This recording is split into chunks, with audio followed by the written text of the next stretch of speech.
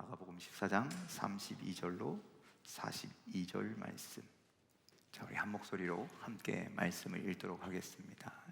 32절입니다. 시작.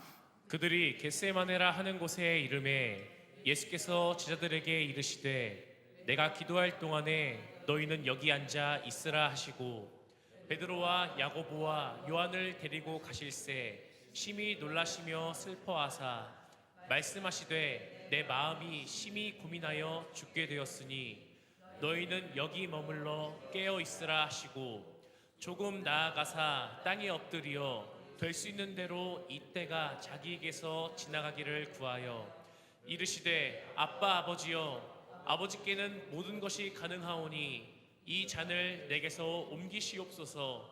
그러나 나의 원대로 마시옵고 아버지의 원대로 하옵소서 하시고 돌아오사 제자들이 자는 것을 보시고 베드로에게 말씀하시되 시몬아 자느냐 내가 1시간도 깨어 있을 수 없더냐 시험에 들지 않게 깨어 있어 기도하라.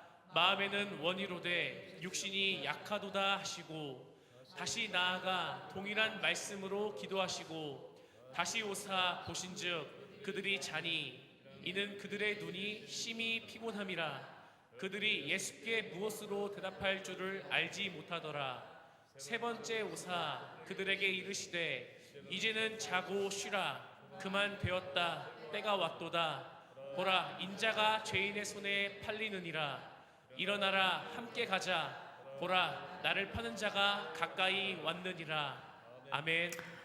아멘. 할렐루야. 네, 오늘 고난주간 이 밤에 금요일 밤에 나오신 여러분들 하나님의 십자가의 은혜와 사랑이 여러분과 함께하기를 간절히 축원합니다. 우리 모니터 조금만 내려주실래요? 자, 여러분들 여러분들 믿음이 있으신가요? 믿음이 있으신가요? 어떤 믿음이 있으신가요? 그러면 이제 대답할 얘기가 없잖아요, 그렇죠? 여러분 믿음은 크게 두 가지로 구분할 수가 있습니다. 잘 들어보십시오. 어떤 믿음이 있는지. 첫 번째로 여러분들 이건 그냥 신학적으로 나누는 믿음이고 우리가 통상적으로 그냥 믿음이라고 하는데 여러분 우리 안에 다 있는 거예요. 그런데 이것을 체계적으로 나눠보니까 이렇게 되더라는 것이죠. 첫 번째 뭐냐면 인식론적 믿음이 있습니다. 인식론적 믿음. 두 번째는 어떤 믿음이 있냐면 하나님의 주권적인 믿음이 있습니다. 자, 이거에 대해서 제가 지금 설명을 드릴게요. 인식론적 믿음이란 여러분들 인간의 이성적인 경험을 바탕으로 믿는 겁니다. 그래서 여러분들 하나님의 성경의 말씀이 선포되는 하나님의 말씀이 우리가 생각할 때 이성적으로 타당해. 그럴 수 있어. 이해가 돼. 그래서 믿어지는 것을 이야기하는 거예요. 여러분들 그런 경험이 있으시죠? 예수님께서 엠마오로 가는 두 제자들에게 뭐예요? 하나님의 말씀, 예수님에 대해서 성경을 풀어주실 때에 우리의 마음이 뜨거워지지 아니하더냐. 그러니까 이것은 어떤 믿음이라는 거예요? 인식론적 믿음. 이 두 제자들이 예수님의 말씀을 들으면서 성경이 이해가 되는 거예요. 그래서 믿게 되었다라는 거예요. 여러분들 우리가 인간이 이성적으로 말씀이 이해되면요 쉽게 공감할 수 있는 거예요. 공감하게 되면요 그것을 설명들을 믿을 수 있다라는 것이죠. 여러분들 오늘 주님의 음성이 이해되시기를 간절히 소망합니다. 그래서 믿어지는 역사가 나타나기를 주님의 이름으로 간절히 축원을 드립니다.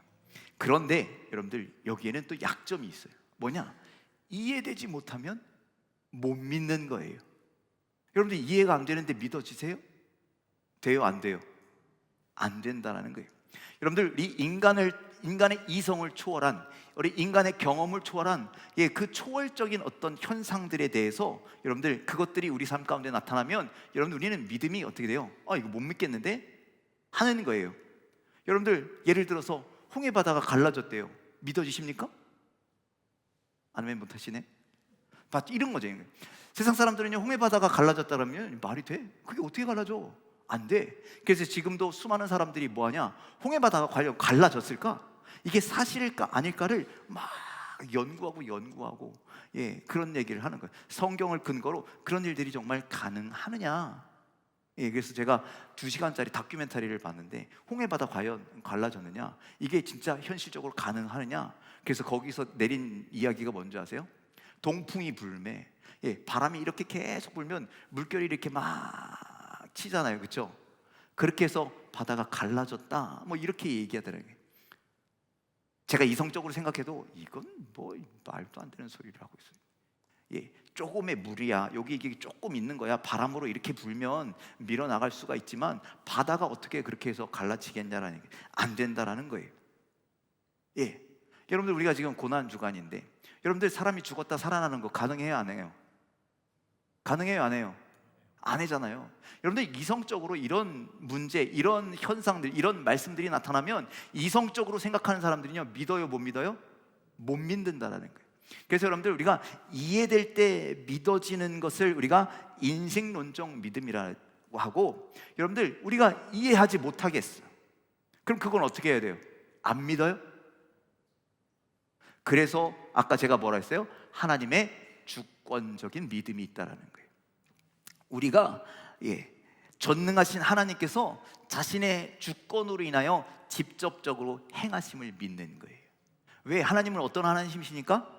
전능하신 하나님이시니까. 전능하신 하나님께서요, 주권적인 능력을 사용하셔서 홍해 바다를 갈라버리신 거예요. 아멘이십니까? 전능하신 하나님께서요, 죽은 예수 그리스도를 살리신 거예요. 믿으십니까? 이것이 하나님의 주권적인 은혜라는 거예요.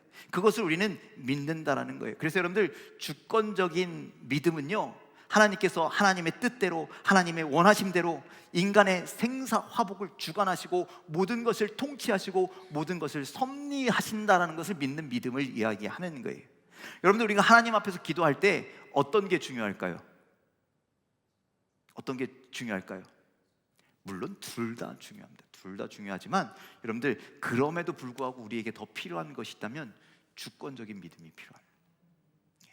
여러분들 왜냐? 우리가 기도하는 것은요, 기도라는 것은요, 우리가 구하는 것이 인간적인 생각으로 합리적인 것, 과학적인 것, 실현 가능한 것을 구하는 것이 아니라, 그렇잖아요. 무엇을 구하는 거예요? 하나님의 뜻과 하나님의 계획과 하나님의 섭리를 위해서 기도하는 거예요. 그것을 우리의 인간의 지혜로는 이해할 수가 없어. 이건 우리의 방법으로 도저히 불가능해.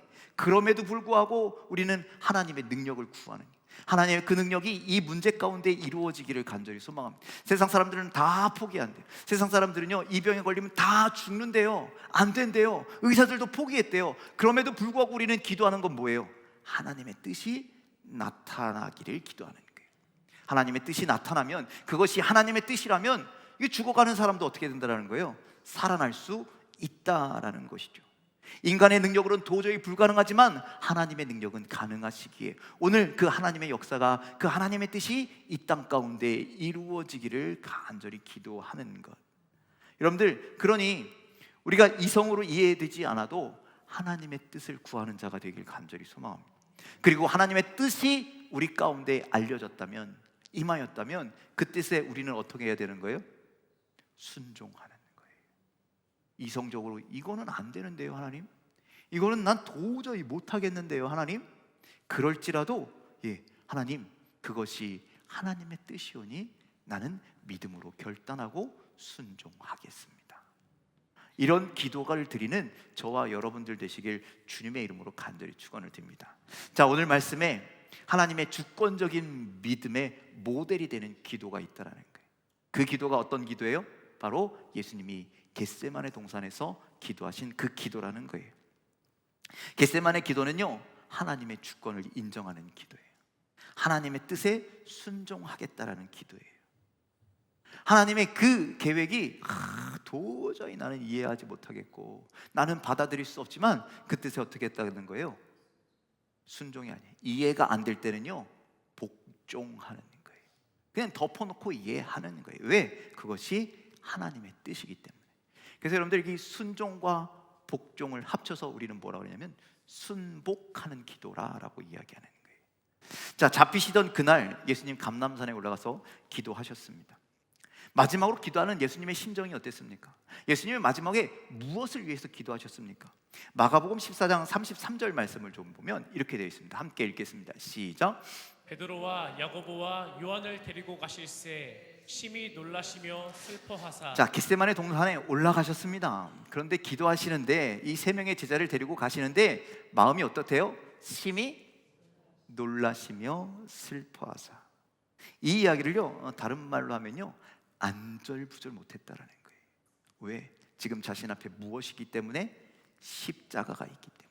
십자가를 져야 한다라는 그 중요한 막중한 사명이 있기 때문에 마음이 심히 놀라서 너무 슬펐다, 안절부절하지 못했다라고 이야기하는 거예요. 자, 34절에는 또 뭐라고 얘기하냐면요, 함께 읽겠습니다. 34절입니다. 시작. 말씀하시되 내 마음이 심히 고민하여 죽게 되었으니 너희는 여기 머물러 깨어 있으라 하시고. 예수님의 마음이 어떻게 됐다고요? 심히 고민하여 죽을 정도가 되었다. 예. 마음이 너무 힘들어 죽겠다라는 거예요. 무엇 때문에? 십자가의 사명 때문에. 그래서 35절에 이렇게 기도합니다. 35절 말씀도 읽겠습니다. 시작. 조금 나아가사 땅에 엎드리어 될 수 있는 대로 이때가 자기에게서 지나가기를 구하여. 자, 조금 더 나가서 기도하시는데 뭐라고 말씀하세요? 될 수 있는 대로 이때가 자기에게서 지나가기를 구하여 라고 말씀합니다. 이때란 언제입니까? 예수님께서 십자가를 지시는 그때, 십자가를 지시고 고난을 당하시는 그때, 십자가 위에서 죽으시는 시간을 의미하는 겁니다. 그런데 이때가 자기에게서 지나가기를 구했다라는 건 뭐예요? 빨리 이 일이 후딱 지나갔으면 좋겠다, 그 뜻이에요? 아니에요. 빨리 고난 당하고 빨리 죽었으면 좋겠다, 나 이거 목 기다리는 시간이 더 힘들다, 뭐 이런 거 아니라는 거예요. 이런 뜻이 아니라는 거예요. 이 시간이 빨리 지나갔으면 좋겠다는 것은, 이때가 빨리 자기에서 지나가기를 구하였다라는 것은요, 이 죽음이 나를 피해갔으면 좋겠다라는 뜻이잖아요. 그래서 여러분들, 예수님은요 십자가 앞에서 무엇을 기도해요? 겟세마네 동산에서 무엇을 기도하셨다고요? 지금 무엇을 구하고 계셨다고요? 주님, 이 십자가가 나에게서 피해갔으면 좋겠습니다. 나 이 십자가 안 졌으면 좋겠습니다. 그래서 여러분들, 우리 이 기도 알잖아요. 우리 14장 36절 전반절에 이렇게 되어 있습니다. 함께 읽겠습니다. 시작. 이르시되 아빠 아버지여, 아버지께는 모든 것이 가능하오니 이 잔을 내게서 옮기시옵소서. 이게 진짜 예수님의 마음이었다라는 거예요. 예수님이 원하는 건 이거였다라는 거예요. 아버지요, 아버지 모든 거 할 수 있으시잖아요. 그러니 이 방법 말고 딴 방법이었으면 좋겠습니다. 이 잔을 내게서 옮기시옵소서. 이 십자가 아니었으면 좋겠다라는 거예요. 여러분들, 이렇게 기도하는 것은 예수님께서 사명을 잊어버려서가 아니라는 거예요. 사명을 외면하고 싶어서가 아니라는 거예요. 이렇게 기도하심은 인간을 사랑하지 않아서가 아니라는 거예요.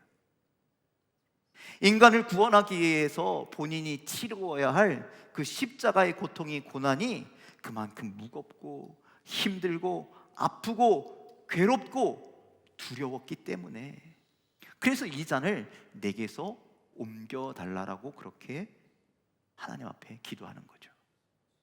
지금 예수님께서 하나님을 뭐라고 부르고 있습니까?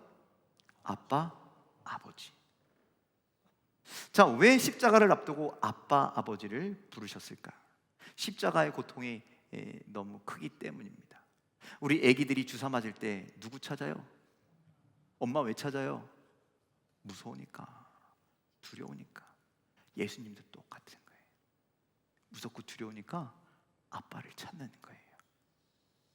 예수님은요, 그의 모든 공생의 생활 속의 삶 속에서 하나님 아버지와 동행하는 삶을 사셨습니다. 하나님과 단 한 번도 떨어진 적이 없었습니다. 그런데 십자가의 죽음을 앞두고 예수님은 마치 하나님 아버지께로부터 고통 가운데 버려진 듯한 그런 느낌을 가지신 거예요. 나만 혼자 여기 떨렁 혼자 있는 것 같은 외로움을 느끼신 거예요. 그래서 그 아픔 가운데, 고통 가운데, 허전함 가운데 누구를 불러요? 아버지를 부르시는 거예요. 또 예수님께서 하나님을 아빠, 아버지라고 부르는 것은요, 예수님께서 친밀하게 우리를 보살피시는 아버지라고 하는 뜻이 있는 거예요. 그래서 여러분들, 아빠, 아버지라고 불렀다라는 것은 아버지가 나를 그렇게 사랑하시는 분이시니까, 아버지가 나를 그렇게 친밀하게 여기시는 하나님이시니까 이 잔을 내게서 좀 옮겨주세요 라는 부탁을 드리는 거예요. 이렇게 친밀한 관계인데 이 정도 부탁 하나 못 들어주세요 아버지? 라고 지금 애원하고 있는 거예요. 저는 이 아빠, 아버지라고 부르는 이 외침이 아버지 되시는 하나님께 그 친밀함을 나타내는 외침이라고 생각합니다. 하나님, 우리 이렇게 가깝잖아요. 나의 아빠 되시잖아요. 아빠이시니까 이 정도 나를, 아들인 나를 위해서 해 주실 수 있으시잖아요. 여러분들, 우리 하나님은요 아버지 되시죠? 여러분, 하나님을 아버지라고 고백하시죠? 그 하나님 아버지는요 때로는 엄하신 분이세요. 예, 무서운 분이세요. 그런데요 아버지에게는요 따뜻함도 있어요. 포근함도 있어요. 강함과 부드러움이 공존하시는 분이 우리 하나님이신 줄 믿으시길 바랍니다. 신명기 1장 31절에요 이렇게 말씀합니다. 함께 읽겠습니다. 시작. 광야에서도 너희가 당하였거니와 사람이 자기의 아들을 아는 것 같이 너희의 하나님 여호와께서 너희가 걸어온 길에서 너희를 아느사 이곳까지 이르게 하셨느니라 하니. 자, 제가 저희 성민이가 어렸을 때 그 서울의 그 여의도에 불꽃 축제가 있었어요. 그때가 1회 때인가 2회 때인가 뭣도 모르고 아이를 데리고 사모님이랑 셋이 구경 갔어요. 와, 멋있다. 그런데 돌아가려고 하니까 버스 정류장에 차가 안 서. 지하철을 타러 내려갔더니 지하철도 그냥 지나가. 그때는 이런 정보들이 많이 없었거든요. 굉장히 오래때니까 거의 한 20년 전이었던 것 같아요. 그러니까 어떻게 해요? 아이와 함께 차가 서는 데까지 사람들이요 수많은 인파가 한쪽 방향으로 계속 걸어가는 거예요. 저기까지 가면 버스가 쓴대요. 저기까지 가면 전철이 선대요. 거기서 탈 수 있대요. 예. 그래서 어떻게 해요? 걸어가는 거예요. 그런데 어린 아이가 순순히 잘 따라와요? 못 따라와요? 못 따라오죠. 그럼 어떻게 해야 돼요? 아빠는 그 아이를 안는 거예요. 아시다시피 덩치가 좋죠? 무거웠을까요? 무거웠을까요? 엄청 무거웠어요. 그런데 그 힘듦을 감수하고 그 아이를 포근하게 안는 거예요. 왜? 수많은 인파들이 몰려가기 때문에 어디가 제일 안전해요? 아빠 품이 제일 안전한 거예요. 예. 그래서 그 아이를 꼭 안고 내가 힘들어도 그 아이를 계속 안고 가는 거예요. 광야에서 너희가 그렇게 당하지 않았느냐? 하나님의 품을 경험해 보지 않았느냐? 하나님께서 너희가 광야길을 걸어갈 때 그렇게 너희를 안고 갔다라고 말씀하시는 것이죠. 어떤 환경에 처하든지 하나님이 우리의 아버지 되심을 믿으시길 바랍니다. 그곳이 힘든 곳일지라도 하나님은 우리를 안고 가시는 분이신 줄 믿으시길 바랍니다. 그래서 예수님은요 그 아버지의 품을 기대하며 그 아버지의 사랑을 기대하며 십자가 앞에서 뭐라고 불렀다고요? 아빠, 아버지를 부르시는 거예요. 나의 아빠 되신 하나님, 나 좀 안아주세요. 나 이런 고난에서 나를 좀 구원해 주세요. 그렇게 간절히 아빠를 부르며 기도하셨대요. 여러분들도 오늘 기도할 때 아버지를 부르며 기도하시잖아요. 왜냐? 아버지는요 자녀의 목소리를 들으시기 때문입니다. 예수님이 뭐라고 기도하셨다고요? 이 잔을 내게서 옮기시옵소서. 이 고통이 지나가기를 아버지께 그렇게 간절히 기도하셨다고요. 그런데 겟세마네 기도에는 놀라운 반전이 숨어 있습니다. 자, 마가복음 14장 36절 후반절 말씀 함께 읽겠습니다. 시작. 그러나 나의 원대로 마시옵고 아버지의 원대로 하옵소서 하시고. 자, 그러나 나의 원대로 마시옵고 아버지의 원대로 하옵소서. 예수님은 죽음을 앞두고 나는 이 잔이 내게서 옮겨지기를 원하지만, 죽음이 내 앞에서 비켜가기를 원하지만, 이것은 결국 누구의 뜻이라고요?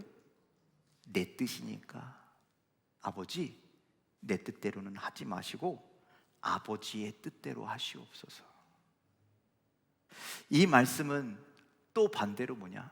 내가 당신의 친밀한 아들이니, 당신을 사랑하는 아들이니 내가 아버지 말씀에 순종하는 아들이 되겠습니다, 복종하는 아들이 되겠다라는 그런 기도인 것이죠. 여러분들 성경에 보면 아버지가 첫째 아들과 둘째 아들에게 가서 그렇게 얘기합니다. 첫째 아들에게 먼저 가서 뭐라 그래요? 아들아, 오늘 포도원에 가서 일 좀 해주면 안 되겠냐? 그랬더니 첫째 아들이 뭐라 그래요? 네 아버지, 제가 가서 일을 할게요 라고 대답하고 안 갔잖아요. 둘째 아들에게 가서도 똑같이 부탁했습니다. 얘야, 오늘 포도원에 나랑 같이 가서 일 좀 하자. 둘째 아들은 뭐래요? 아니요, 싫어요, 안 갈래요, 그거 딴 사람들 시키세요. 하지만 이 아들은 결국 아버지의 마음, 아버지의 뜻을 헤아리고 포도원에 가서 열심히 일을 하죠.